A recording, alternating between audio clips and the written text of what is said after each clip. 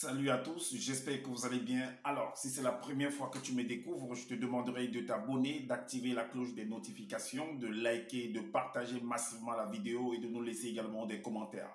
Alors, si cela est fait, je te dis merci pour ton geste.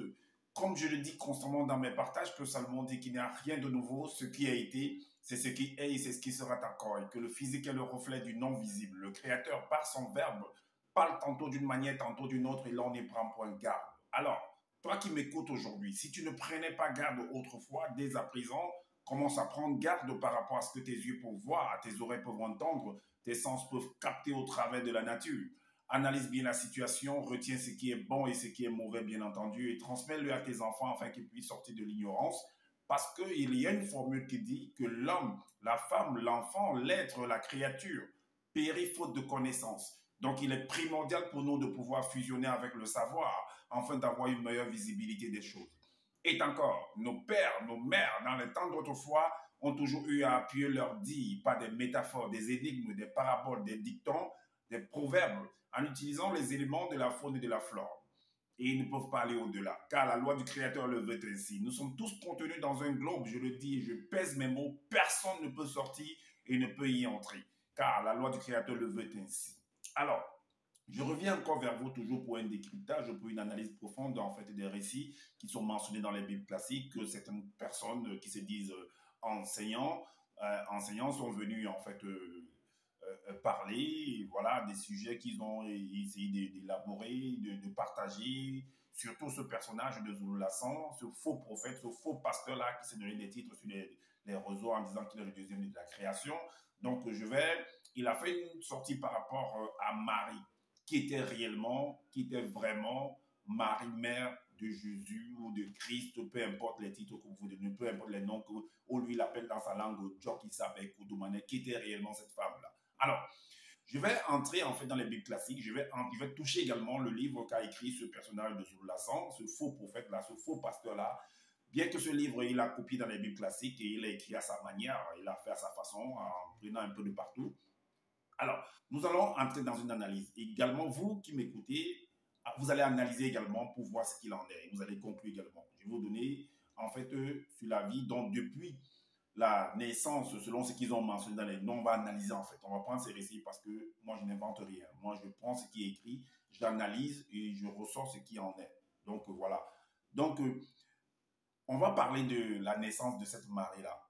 L'accouchement, ce qui s'est produit, et également ses fiançailles, tout ça avec Joseph, quelle était la réaction de Joseph également vis-à-vis d'elle et ainsi de suite. Donc, nous allons parler de ça dans cette vidéo.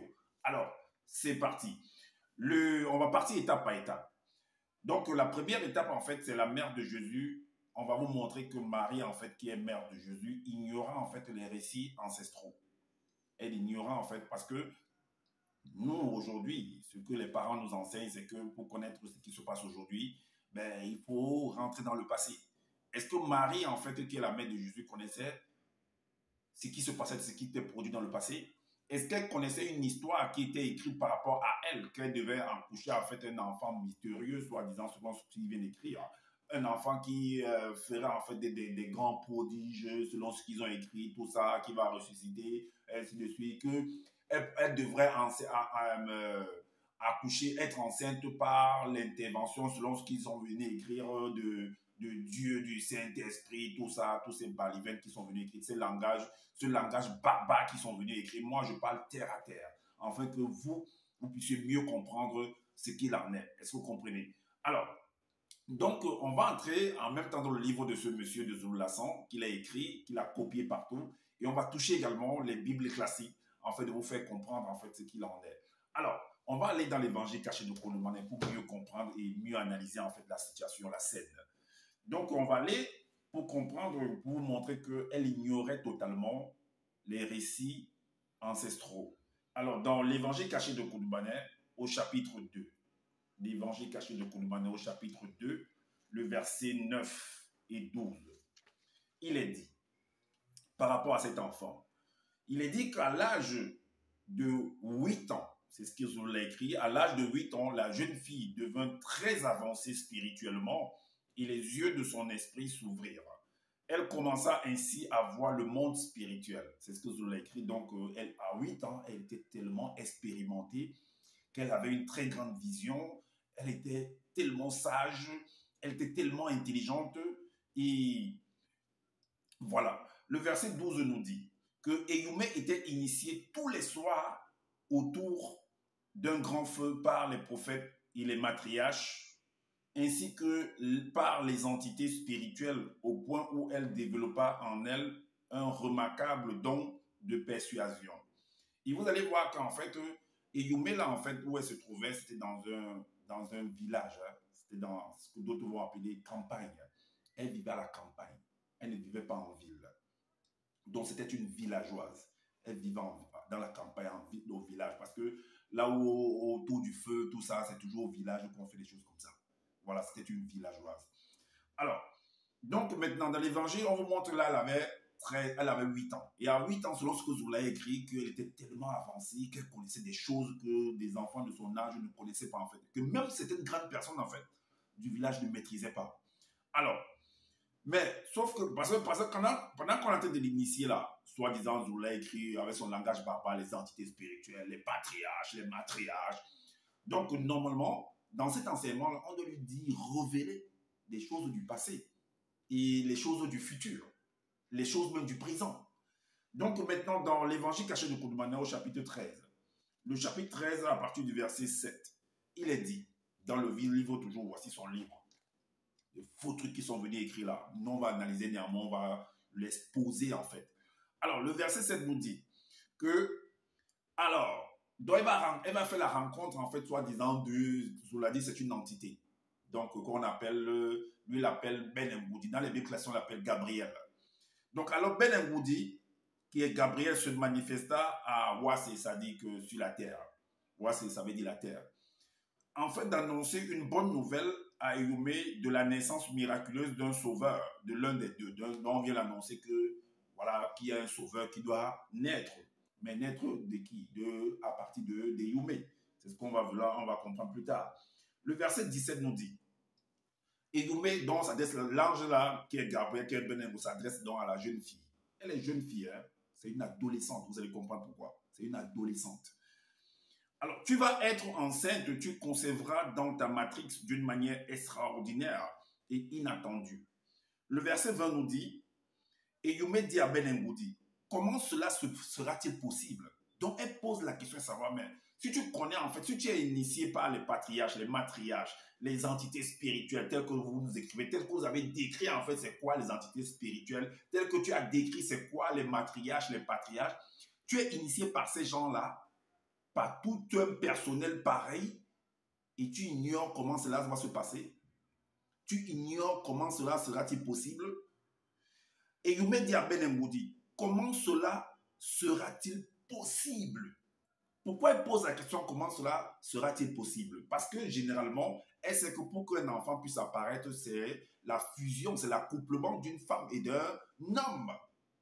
Alors, qu'est-ce que le monsieur va lui répondre? Le monsieur lui répond que puisque je suis... Non, là, elle continue à dire, puisque je suis vierge en fait. Je n'ai pas... C'est vrai que j'ai été fiancé à Joseph, que lui, il l'appelle Kolaïta, mais si normalement, si je dois faire un enfant, il doit coucher avec mon fiancé, mon mari, Kolaïta. Mais si ce n'est pas le cas, mais comment ça va se faire alors? Je suis vierge en fait. Puisque je suis vierge, je ne suis pas encore marié à Kolaïta, donc je ne me suis même pas encore couplé avec lui, quoi. Mais, écoutez la réponse de ce monsieur qui va embrouiller la petite. C'est une adolescente. Mais Ben Ngoudi lui répondit, qui est Gabriel, le Saint-Esprit du Père te couvrira de sa puissance. J'avais déjà fait une vidéo à ça, j'avais déjà fait plusieurs vidéos par rapport à ça. J'ai dit, soit c'est Gabriel qui a couché avec cette jeune fille, cette adolescente-là, soit c'est Loba, donc Zoulapé Tété, qui est venu enceinter en fait cette femme-là. Voilà, puisqu'on dit que le Saint-Esprit du Père te couvrira. Le Saint-Esprit, c'est quoi? C'est la semence, non? Qui va entrer en toi. Te couvrira de sa puissance. C'est pourquoi le Saint-Enfant qui naîtra de toi sera appelé fils du Père, pas plusieurs. On est d'accord? Alors, On va donc rentrer, puisque cette fille était initiée tous les soirs autour du feu par les patriarches, les matriarches, les entités spirituelles. On l'enseignait dans l'âge de tout petit, on l'enseignait déjà, on lui faisait connaître des choses et tout ça. On la préparait déjà, on la formait déjà à ce qui devait arriver. Mais il y a une chose qu'on ne lui a pas dit, en fait, que je vais vous révéler du passé, que je vais vous révéler qu'on ne l'a pas dit, qu'on l'a caché. Pourtant, elle était initiée, elle devait savoir cela. Alors, eux qui disent qu'ils sont dans la vérité, soi-disant. Alors, on va à l'origine, dans la Genèse, en fait, ce que Zola a écrit. Zola a écrit que dans Origine, chapitre 5, à partir du verset 66, il dit qu'il y a un autre patriarche, en fait, qui est venu longtemps avant que Eyumé ne vienne. Il s'appelle Enoch, que Zola appelle Doubisset. Voici ce que les entités qui enseignaient également Eyumé en son époque. Ces mêmes entités-là ont initié également Enoch. Mais, sauf que ce qu'ils vont dire à Enoch, ils ne vont pas révéler ça à Eyumé, donc à Marie. Pourquoi? Pourquoi? Vous n'êtes pas dans la vérité. Quelque chose doit se passer produire avec moi. Vous ne me dites pas pourquoi. Vous dites seulement aux autres. Voici ce qu'ils vont lui dire. Et pour cela, une jeune femme noire initiée, quand vous voyez comment les gens montent des affaires, des scènes et tout, parce qu'ils veulent embrouiller, quand on vous dit que tout ça c'est du marketing. Et je vous rappelle que la filière, le domaine de la religion, des Bibles, c'est une niche terrible pour se faire de l'argent. C'est une puissante niche pour se faire de l'argent. Depuis le temps d'autrefois jusqu'à maintenant, même jusqu'à demain, les gens se feront toujours de l'argent derrière ça. Et maintenant, tout dépend de comment les gens vont se faire, soit en attaquant les autres, en venant raconter du n'importe quoi, et ainsi de suite. Ok, mais je vous ai prévenu. Alors, et pour cela, une jeune femme noire, fiancée, initiée et vierge, d'une pureté et d'une beauté remarquable, viendra et naîtra dans un temps lointain, parmi le peuple initié, afin de servir de passage à celui qui montrera aux hommes connus du peuple noir la voie de la vertu des entités célestes. Et le verset 60. Et cette jeune femme initiée sera connue sous le nom d'Eyumé. On connaissait déjà son nom. Mais Eyumé elle-même ignore ça. Hein? Alors, le verset 69 nous dit, il resta quelque temps. Donc, après cela, on lui a fait, soi-disant, je vous l'explique, qu'on l'a amené dans des voyages spirituels, tout ça. Et il est revenu encore vers sa famille. Voici ce que Enoch va dire à sa famille. Il resta quelque temps en compagnie de sa famille. Il leur expliqua. Il leur a expliqué. Ça veut dire que l'explication là, donc, lui, en tant que c'est une génération, et Enoch, c'est une génération, et la famille, en fait, ses enfants, en fait, c'est une autre génération. Et c'est comme ça que de génération en génération, ils doivent également expliquer tout cela, toutes ces choses du passé, tout ce que leurs parents ont eu à vivre. Est-ce que vous comprenez? Mais est-ce que cela se fait avec Eyumé? Non. Et leur expliqua tout ce qu'il avait vu et contemplé dans le non visible. Tout ce qu'il avait vu et contemplé et entendu dans le non visible. Il leur a expliqué. Donc, d'autres vont mettre même ça sur écrit, d'autres vont graver ça sur des pierres, comme vous voyez dans des faits, dans Google, d'autres gravent sur des pierres, d'autres gravent sur des parchemins, ainsi de suite, sur des motifs, sur des vêtements, un peu de partout. Alors, maintenant, on va aller dans Malachie. Dans Malachie, qu'est-ce que Malachie dit? Malachie révèle que dans le chapitre 4, le verset 5, il est dit qu'en fait, on doit ramener l'état, dans les enfants de cette époque-ci, on doit les ramener en fait à l'état de conscience des parents, des ancêtres. Donc, ça veut dire qu'on doit les expliquer comment les parents ont vécu hier. Et on doit ramener la conscience des ancêtres à l'état de conscience sur les enfants de cette génération. Ça veut dire qu'il doit y avoir une fusion. Donc, Eyumé était censé connaître en fait cela, puisqu'elle était initiée par les patriarches, les matriarches, les entités puissantes du grand ordre des choses. Tout autour d'un feu, par des visions, par tout ce que vous pouvez bien imaginer qu'ils ont expliqué, que Zola explique. Mais elle ne savait pas ce truc-là. Alors, qu'est-ce qu'il a dit? Il a dit ici que Zola écrit quoi? Il dit, il ramènera la conscience des pères initiés à leurs descendants et la conscience de leurs descendants deviendra la conscience des pères initiés, de peur que l'entité des châtiments en charge du domaine de la nature ne vienne frapper spirituellement chacun des interdits. Est-ce que vous comprenez? Donc, voilà en fait le truc.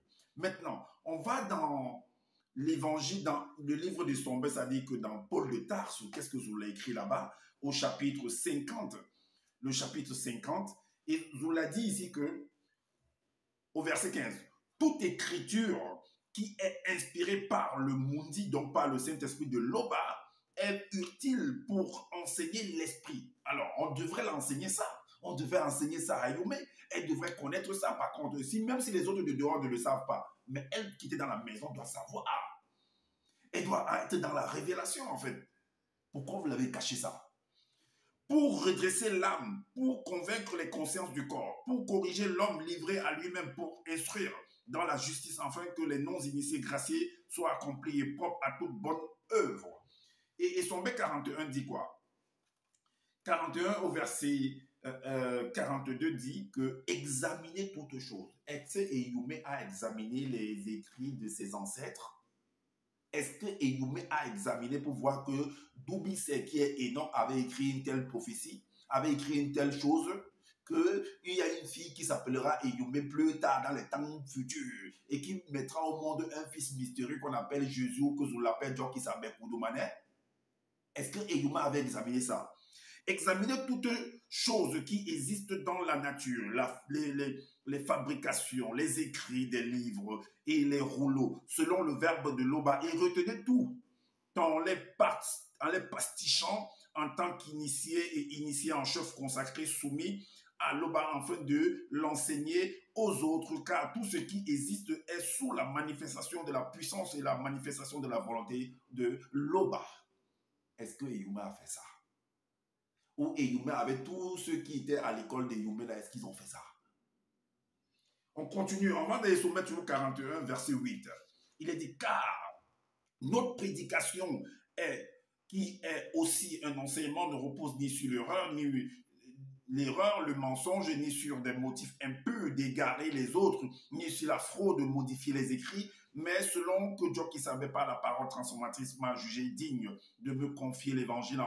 Ainsi, nous parlons non comme pour plaire à des hommes, mais pour plaire au verbe de Loba qui connaît nos cœurs. Tout ça, c'est de la manipulation, c'est du marketing, c'est du commerce. Est-ce que vous comprenez? C'est du blablabla. Moi, je le dis, je pèse parce que je maîtrise ces choses-là.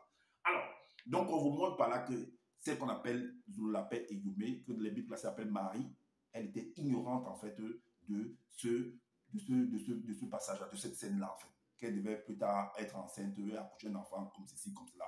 Que ses ancêtres avaient déjà dit des choses comme ça. Ok, on va dans une autre étape. L'étape suivante, c'est la mère de Jésus, que je l'appelle Eyumé, est forcée d'aller en mariage dans l'adolescence. À l'âge de l'adolescence, cette fille va être forcée, comme vous voyez un peu dans différentes contrées, où on force en fait des enfants qui vont à l'âge en mariage à 3 ans, 4 ans, 5 ans, 8 ans, qui vont en mariage à 15 ans, 14 ans, et elles se retrouvent enceintes parfois. Donc il y a beaucoup de phénomènes comme ça qui se retrouvent dans des pays, dans des communautés, dans des villages, dans des tribus. Est-ce que vous comprenez? Et c'est le même cas avec ce personnage d'Eyumé. On va vous le démontrer. Alors, on va dans l'évangile caché de Koudoumane. J'avais déjà fait une vidéo par rapport à ça, mais comme le monsieur est revenu sur le sujet, moi je reviens également sur ça, parce qu'il a dit que je suis avec lui, jusqu'à Lascaras. Alors, dans l'évangile caché de Koudoumane, au chapitre 2, le verset 8 et 9, il est dit que la petite fille grandissait et se fortifiait en esprit, en sagesse, sous la protection exceptionnelle des plus puissants prophètes et matriarches initiés du village. Donc, on vous montre que cette fille était au village. C'était une villageoise. Elle ne vivait pas en ville. Elle ne vivait pas en métropole. Est-ce que vous comprenez? Elle vivait en campagne, au village. Vous connaissez un peu la géographie, vous connaissez un peu l'environnement du village, avec les moustiques, avec les arbres partout, avec les maisons en paille, en matériaux provisoires, de la saleté un peu de partout, comment les enfants marchent pieds nus là-bas, les gens sont toujours en train de porter des pailles, les gens sont toujours en train de porter des habits déchirés, ils vont dans les champs avec de la machette, ils n'ont pas des matériaux, comme vous pouvez le voir aujourd'hui, des tracteurs et tout pour aller travailler le champ et ainsi de suite. Donc, c'est là où elle vivait en fait. Parfois, il y a des villages où il n'y a pas d'électricité, les gens s'éclairent avec des lampes tempêtes, donc des torches parfois, et ainsi de suite. Est-ce que vous comprenez? C'est là où Eyumé, qui est Marie-Mère de Jésus, vivait, selon ce qui est écrit. Moi, je lis et j'analyse et j'expose. Alors, le verset 9 nous dit, à l'âge de 8 ans, la jeune fille, dont elle était adolescente, c'était une gamine, devint très avancée spirituellement et les yeux de son esprit s'ouvrirent. Elle commença ainsi à voir le monde spirituel, c'est ce qu'ils écrivent. Ok. Maintenant, le verset 10 nous dit, de temps en temps, Eyumé recevait la visite des entités spirituelles. Le verset 12 nous dit, Eyumé était initié tous les soirs autour d'un grand feu, c'est au village, par les prophètes et les matriarches, ainsi que les entités spirituelles, au point où elle développa en elle un remarquable don de persuasion. Alors, dans l'évangile caché de Koudoumane, chapitre 13, qu'est-ce qu'il est dit? Il est dit qu'elle va faire la rencontre en fait de quelqu'un, donc d'un personnage que dans les Bibles on l'appelle Gabriel, que Zoula lui l'appelle Ben Ngoudi, d'autres disent que c'est une entité, d'autres disent que c'est un ange. Alors, qu'est-ce qui va se passer dans cette rencontre? On vous dit qu'elle a été forcée en fait, c'était une gamine, c'était une adolescente en fait. Donc on va l'enceinte et on va la forcer en fait d'aller en mariage. Alors, le chapitre 13 de l'évangile caché de Koudoumane, au verset 6, il est dit que Eyumé à l'âge de la majorité, mais l'âge de la majorité, là, c'était quel âge? Mais pourquoi Zoula n'a pas donné l'âge de la majorité? Pourquoi il camoufle? Pourquoi il joue? Soit il ne connaît pas, soit il est hypocrite, soit il est mesquin, en fait, il cache en fait. Est-ce que vous voyez? Parce que l'âge de la majorité, on nous dit, dans ce village-là, dans cette contrée-là, dans ce pays-là, quel était l'âge de la majorité à cette époque-là? Il faut nous dire.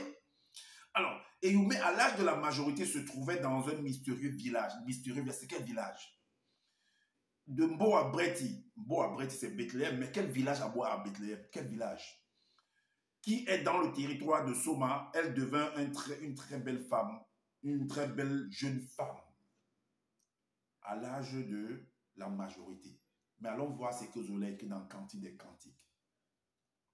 Vous voyez que cette fille va être forcée. Dans Cantique des Cantiques, Zola écrit que dans chapitre 8 au verset 8, il est dit que, alors, le titre c'est les frères. Zola écrit que nous avons une sœur. Les frères vont dire que nous avons une sœur. Vous avez le genre de personnes, déjà d'enfants que quand les parents veulent dire l'envoyer vite à Mara parce qu'ils veulent manger la dot, parce qu'ils veulent manger sur elle, parce qu'ils veulent boire le vin sur elle. Donc, ils veulent précipiter en fait son départ pour qu'elle aille vite rester chez elle. Non, parce qu'elle coûte cher déjà à la famille, il faut qu'on la nourrisse et tout et tout. C'est un peu comme si vous achetez un poulet, vous commencez à engrosser en fait le poulet pour pouvoir vendre en fait plus cher. Donc, on va l'engrosser, c'est pourquoi elle était initiée à chaque fois. Donc, on la pompait seulement à l'âge de 8 ans, on la pompait avec les vitamines, avec l'engrais. Donc, pour qu'elle puisse avoir bonne mine, que les seins puissent vite pousser, en fait, et que le corps puisse vite se développer. En fait, qu'on la vende vite en mariage. On la pousse vite en mariage pour pouvoir gagner de l'argent. Voilà pourquoi ils ont dit ici, dans Cantique des Cantiques, chapitre 8, au verset 8, nous avons une sœur. Elle est trop jeune. Elle n'a pas encore les seins. Elle est trop jeune. Donc là, c'est une proposition en fait de mariage. On est en train de lui proposer en fait, on est en train de marchander en fait sa personne sur une autre personne. On est en train de vanter en fait sa personne sur une autre personne, sur un prétendant en fait. Alors, si vous avez vu un peu par rapport à... Il y a un livre qui est sorti au Cameroun de Guillaume Oyonombia où 3 prétendants, un mari. Est-ce que vous comprenez? Si vous avez lu ce livre-là, vous pouvez comprendre un peu comment ça se passe un peu. Pas seulement en Afrique, hein, même partout dans le monde, ça se passe comme ça. Alors, nous avons une sœur. Elle est trop jeune. Elle n'a pas encore les seins assez formés. Elle n'a pas encore les seins assez formés. Est-ce que vous comprenez l'adolescente? Est-ce que vous voyez que c'est une enfant encore? Elle n'a pas encore les seins assez formés, mais elle est déjà initiée à la connaissance interdite. Voilà pourquoi à l'âge de 8 ans, Eyumé était bombardé par les matriarches, les patriarches, les entités autour du feu, au village. On tente de la pomper en fait de la connaissance. Parce qu'on veut vite l'envoyer en mariage. Est-ce que vous comprenez? Donc, vous montre par là qu'elle était forcée à l'âge de l'adolescence d'aller en mariage. On va dans une autre étape. L'autre étape, c'est la mère de Jésus, qui est, je l'appelle Éyoumé, qui est mariée dans la Bible classique, va être violée et tomber enceinte de Jésus. Elle va tomber enceinte, en fait. Et elle va porter l'enfant qu'on appelle Jésus, selon les récits. On va entrer, on va vous prouver cela. Dans l'évangile caché de Koudoumané, le chapitre 13. Le chapitre 13. Dans l'évangile de Koudoumané, au chapitre 13, il est dit, le chapitre, le verset 6, il est dit, Éyoumé à l'âge de la majorité, que l'âge de la majorité qu'on ne maîtrise pas là, parce que ce n'est pas mentionné, mais moi je dis que c'était une gamine, c'était une adolescente, avec tous les autres récits, tous les autres versets que j'ai déjà eu à apporter, se trouvait dans le mystérieux village de Mboabret, c'est-à-dire Bethléem, qui est dans le territoire de Soma. Elle devint une très belle jeune femme. Donc, à l'âge de la majorité, eux jugent qu'elle est devenue une très belle femme. Moi, je dis que ce n'était pas l'âge de la majorité, c'était une gamine encore, une adolescente, une fillette. Parce que Cantique chapitre 8, verset 8, nous le démontre. Alors, maintenant, le verset 7 nous dit, alors, un personnage qu'on appelle Gabriel, dans les Bibles classiques, je l'appelle Ben Ngoudi, cet homme-là, d'autres disent une entité, un ange, peu importe les noms que vous allez utiliser. Alors, les titres également. On dit que, alors, Gabriel se manifesta à Ouassé afin d'annoncer une bonne nouvelle à Éyoumé de la naissance miraculeuse d'un sauveur. Ok, la naissance miraculeuse d'un sauveur, le verset 17 nous dit, alors tu vas être enceinte, tu conserveras dans ta matrice d'une manière extraordinaire et inattendue. Le verset 20, la fille va s'étonner parce qu'elle ne va rien comprendre là-dedans. Donc, elle va entrer dans le questionnement. Elle dit, au verset 20, et il me dit à Ben Ngoudi, donc à cet homme-là, à cet ange-là, à cette entité-là, à ce personnage, donc on dit qu'il est un personnage mystérieux. Alors, il me dit à Ben Ngoudi, comment cela sera-t-il possible? Puisque je suis ngondé, je suis encore vierge, je ne suis point encore marié à Koulaïta. Mais le monsieur va marmailler, il va entrer dans des complications de langage barbare pour pouvoir embrouiller encore davantage la jeune fille. Elle ne va pas comprendre ce langage-là, bien qu'ils nous disent qu'elle était initiée par les matriarches, les entités spirituelles du grand ordre des choses, mais elle ne va pas comprendre. Voilà, le monsieur va l'embrouiller en fait avec le langage barbare, en lui disant que Ben Ngoudi lui répondit, le Mundi, c'est-à-dire que le Saint-Esprit de Tété te couvrira de sa puissance, c'est pourquoi le Saint-Enfant qui naîtra de toi sera appelé fils du Père par plusieurs. Voilà ce que le gars dit à la jeune fille. Mais allons dans les Bibles classiques. Ce que Deutéronome dit. Puisqu'elle était fiancée à un personnage qu'on appelle Koulaïta. Mais qu'est-ce que Deutéronome dit? Deutéronome, chapitre, dans les Bibles classiques, chapitre 22, à partir du verset 23 à 27, vu que Éyoumé vivait dans un village, c'était une villageoise, donc elle ne vivait pas en ville, elle ne vivait pas en métropole. Voici ce que le livre de Deutéronome a des indices par rapport à cela. Et par rapport que c'était une jeune adolescente fiancée, déjà, qui était précipitée en mariage dans l'âge précoce, en fait. Donc, à partir du verset 23 à 27, il est dit que si une jeune fille vierge est fiancée et qu'un homme la rencontre dans le village, dans la ville, et couche avec elle, donc si la jeune fille, par exemple, quitte au village en campagne pour aller se rendre en ville et que voilà, quelqu'un la rencontre là-bas et tout, voilà, vous les amènerez tous deux à la porte de la ville, vous les lapiderez et ils mourront. La jeune fille pour n'avoir pas crié dans la ville et l'homme pour avoir déshonoré la femme de son prochain. Tu ôteras ainsi le mal du milieu de toi. Donc, le monsieur de Ben Ngoudi là, mais Éyoumé était la femme, la fiancée ou la femme ou la fiancée de quelqu'un d'autre qu'on appelle Joseph. Est-ce que ce que tu lui as dit là, la bonne nouvelle soi-disant que tu l'as apportée, pourquoi est-ce que tu ne les as pas rassemblés, elle et son fiancé, pour leur dire ça? Ou est-ce qu'après avoir dit à Éyoumé après l'avoir annoncé la bonne nouvelle, est-ce que tu allais voir son mari pour l'annoncer cela aussi? Point d'interrogation. Alors, la suite dit, le verset 25, mais si c'est dans les champs, ça, on se retrouve en campagne, au village, si c'est dans les champs que cet homme rencontre la jeune femme fiancée, lui fait violence et couche avec elle, l'homme qui aura couché avec elle sera seul puni de mort. Le verset 26 nous dit, tu ne feras rien à la jeune fille, elle n'est pas coupable d'un crime digne de mort, car il en est de ce cas comme de celui où un homme se jette sur son prochain et lui ôte la vie. Le verset 27 nous dit, la jeune fille fiancée que cet homme a rencontrée dans les champs a pu crier sans qu'il y ait eu personne pour la secourir. Est-ce que vous comprenez? Donc, c'est ce que le livre de Deutéronome nous apporte comme indice, afin qu'on comprenne en fait que voilà, cette fille jeune a été violée d'une manière ou d'une autre. Et maintenant, allons dans le livre de Matthieu. On va aller dans le livre de Matthieu, chapitre 18, chapitre 1, le verset 18. Qu'est-ce qu'il est dit? Il est dit que voici de quelle manière arriva la naissance de Jésus-Christ.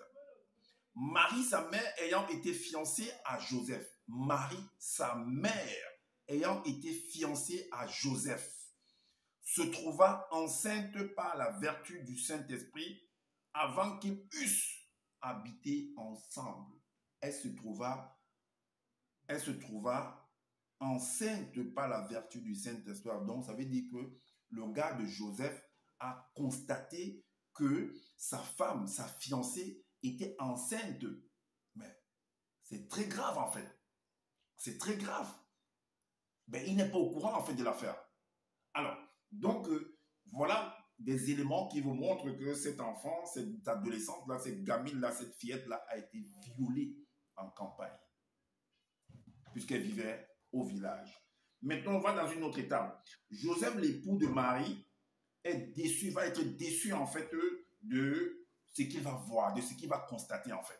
Il va être déçu du fait que Marie, sa fiancée, sa femme, soit enceinte d'une autre personne et qu'il ne soit pas au courant et qu'il constate en fait les faits. Est-ce que vous comprenez? Alors voilà pourquoi au chapitre Matthieu chapitre 1 à partir du verset 19 et 20, voici ce qui, quand il constate cela, voici ce qu'il fait. Il dit, Joseph, son époux, qui était un homme de bien, moi j'appelle ça un mougou. C'est comme ça qu'on appelle ça au pays, c'est un mougou en fait. Alors, Joseph, son époux, qui était un homme de bien et qui ne voulait pas la diffamer, se proposa de rompre secrètement avec elle. Donc, c'est un monsieur qui n'était pas problématique, c'est un monsieur qui ne voulait pas en fait qu'on puisse connaître ces choses, tout ça. Il a voulu arranger, en fait, faire l'arrangement à l'amiable que voilà, salam, comme on dit dans le domaine, dans le Maghreb, salam alaikum, chacun prenne ça roule tranquillement. Donc, je ne veux pas être que comme les autres font ce moment-là, que non, parce qu'une femme a déçu un homme, il prend l'arme, il va tuer. C'est l'homme qui a déçu la femme, elle prend le poison, elle met dans la nourriture, il meurt. Non, c'est mieux que, ma mère, séparons-nous tranquille. Parce que la qualité, c'est ce que, voilà, ce n'est pas moi qui suis le père. Moi, j'ai dépensé avec ma famille, j'ai réuni ma famille et tout. On est venu, on a fait les trucs, tout ça, les fiançailles, on a dépensé de l'argent, les gens ont mangé, on connaît que c'est moi qui suis là et tout. Et puis, je te vois venir avec le ventre et tout. C'est mieux que, maman, tu repars chez le monsieur qui t'a fait ça. Ou c'est Dieu, ou c'est le Saint-Esprit de Dieu, ou c'est le Saint-Esprit de Lobao, ou c'est l'ange Gabriel, ou c'est Ben Ngoudio. Pardon, retourne chez lui. Moi, il ne veut pas moi les problèmes. On va tout faire. Les réunions vont se suivre. Les réunions de famille. On va essayer de marmailler Joseph. On va essayer de le convaincre. Non, prends-la, parce que c'est ceci, parce que c'est le Saint-Esprit. On va utiliser un langage barbare pour l'amener à accepter en fait cette jeune fille avec la grossesse là, qui devient le père adoptif de cet enfant. Donc on va tout faire. Voici ce qu'il est écrit. Alors le verset 20 de Matthieu 1, il est écrit que comme il pensait, donc le gars est en train de réfléchir pour l'affaire là. Alors, donc comme il y pensait, voici un ange du Seigneur lui apparut en songe et dit, Joseph, fils de David, ne crains pas de prendre avec toi Marie, ta femme, cet enfant qu'elle a conçu vient du Saint-Esprit. Cet enfant qu'elle a conçu vient du Saint-Esprit. Vous avez vu la marmaille, vous avez vu les bêtises qui sont venues dans cette. C'est là où les gens viennent s'accrocher. Oui, Jésus, oui, Marie, non, je veux aller au ciel, je veux aller au paradis, Sainte Vierge Marie, non, Jésus-Christ, non, délivre-moi de mes péchés. C'est ça. Mais vous rigolez, réveillez-vous. Je vous supplie, réveillez-vous. C'est de la comédie. C'est un montage que vous ne pouvez pas imaginer. Je vous dis, réveillez-vous. Celui qui pense que je suis en train de raconter n'importe quoi vient mon défi. Je lance le défi à quiconque que ça, c'est des bêtises. Je dis bien, c'est des bêtises.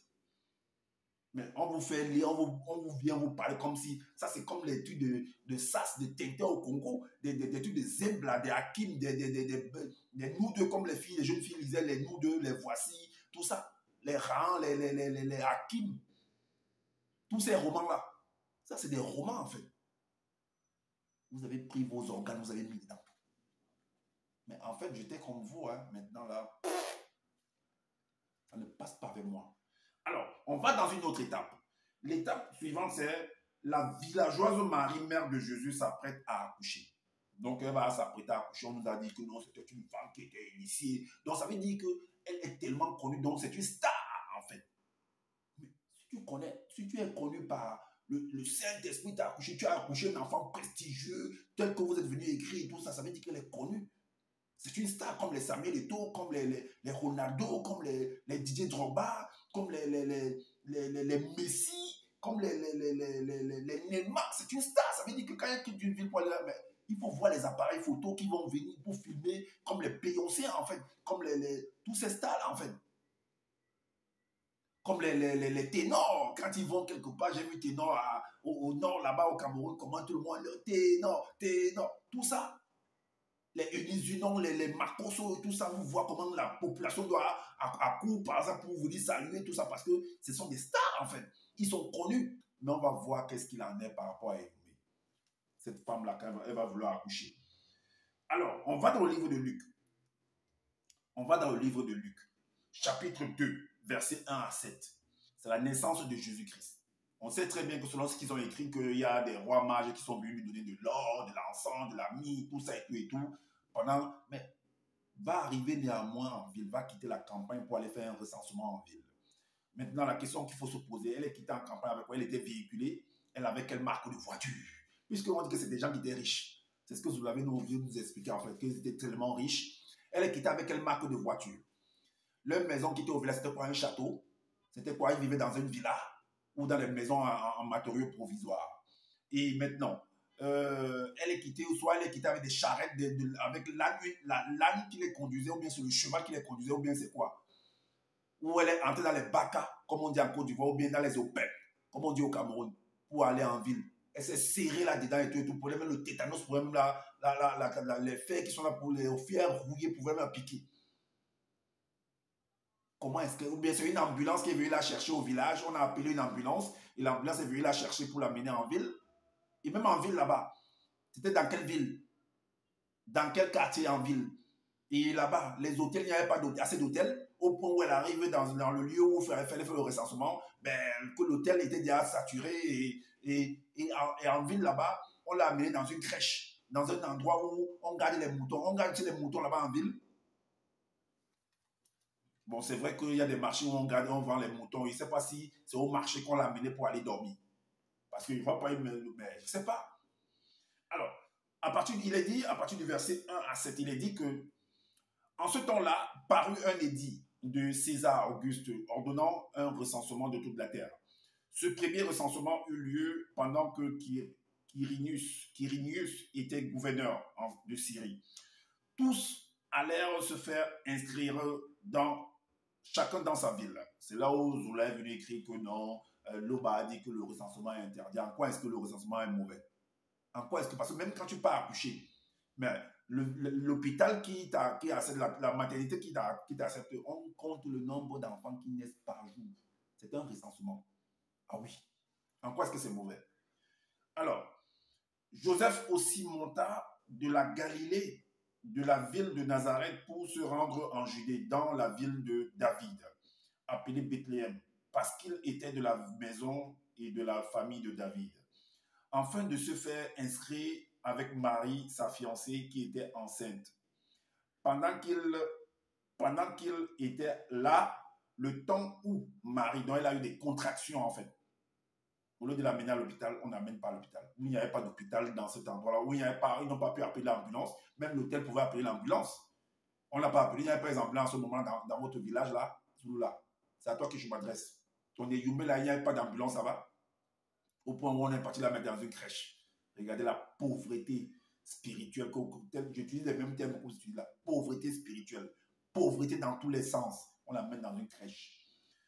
Alors, donc, il est dit quoi? Pendant qu'il était là, le temps où Marie devait accoucher arriva. Donc, elle a eu des contractions terribles.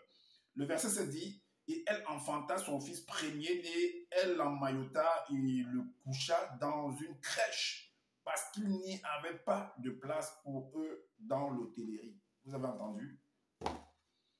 Donc voilà ce qu'ils sont venus écrire. Et moi, je viens vous exposer ça en analysant, en essayant de vous réveiller, de vous stimuler en fait les nerfs, de vous stimuler en fait les neurones, en fait que vous puissiez comprendre ce qu'ils sont venus vous, ce qu'on est en train de vous vendre depuis là. C'est du marketing, tout simplement pur et simple.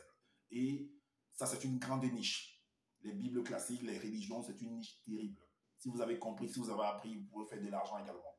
Alors, donc, je vous amène à pouvoir, si vous avez des connaissances par rapport à ce domaine, faites des vidéos et gagnez de l'argent parce qu'il y a l'argent dans les réseaux sociaux, Facebook, YouTube, tous les réseaux sociaux en fait. Il y a de l'argent.